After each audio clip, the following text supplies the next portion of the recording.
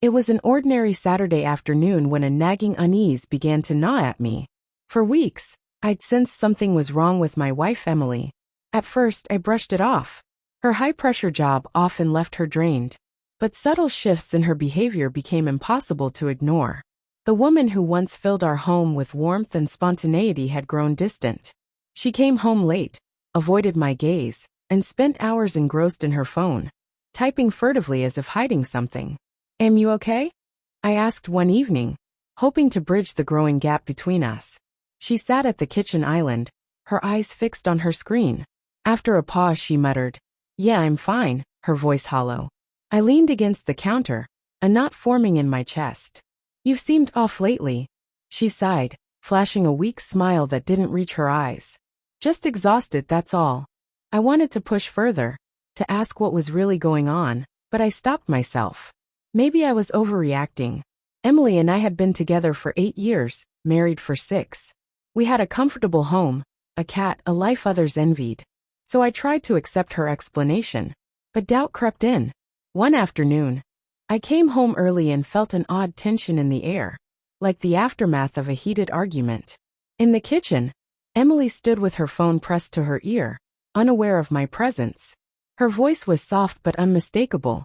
"Can't wait to see you tonight," she said, her tone light and teasing, not the way she spoke to friends. It was intimate, personal. My stomach churned. I cleared my throat, and she spun around startled, quickly lowering the phone. "Who was that?" I asked, keeping my voice even despite the pounding in my chest. "Just a friend," she said, looking away. "A friend?" I pressed my tone sharper.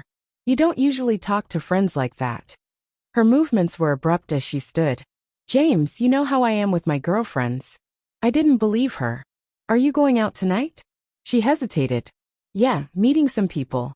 Her outings became routine. Each evening, she'd dress up and leave, claiming she was catching up with coworkers or old friends. Her excuses felt rehearsed, and the unease in my gut grew. One night, as she slipped on her jacket, I couldn't hold back. "Out again?" I asked, my voice tight. She rolled her eyes. "Yes, James. What's the big deal?"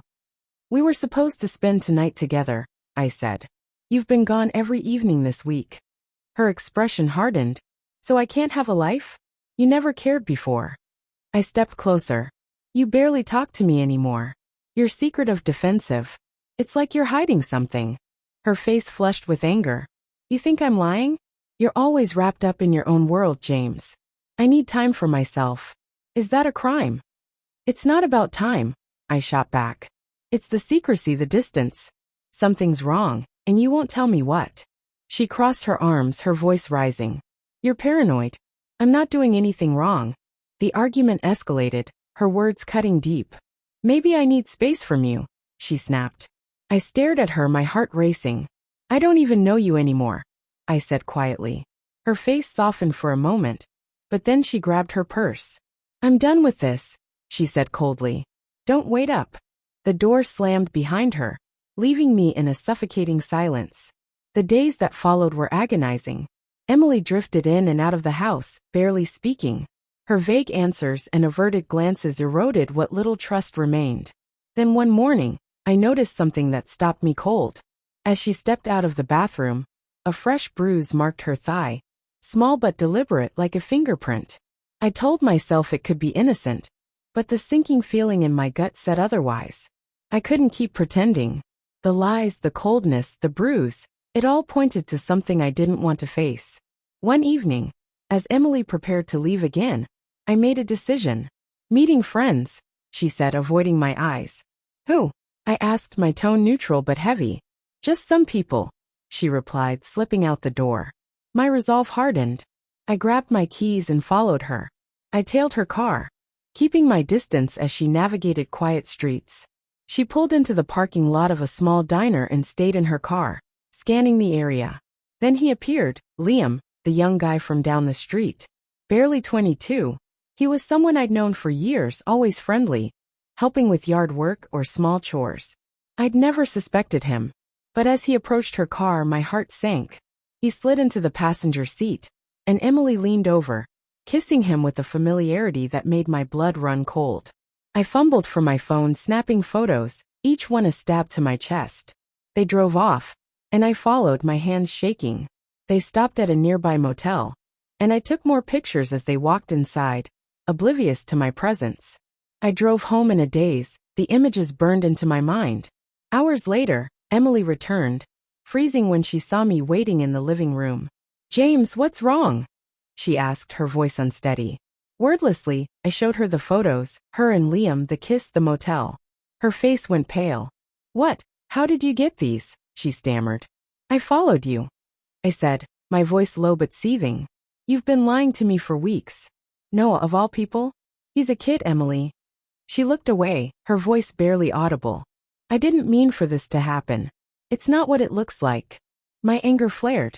"You kissed him. You went to a motel. What else could it be?" Tears welled in her eyes. "I'm sorry," she whispered. I felt trapped.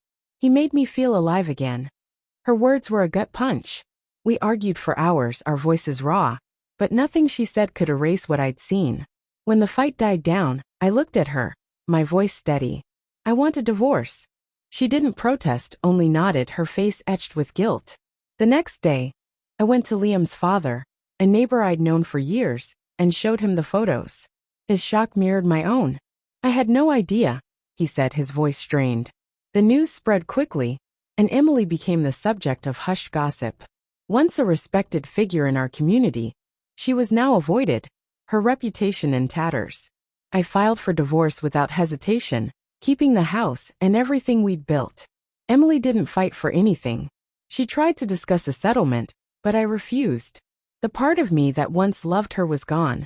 She left with nothing but the weight of her choices. I walked away, free but forever changed, carrying the scars of a trust shattered beyond repair.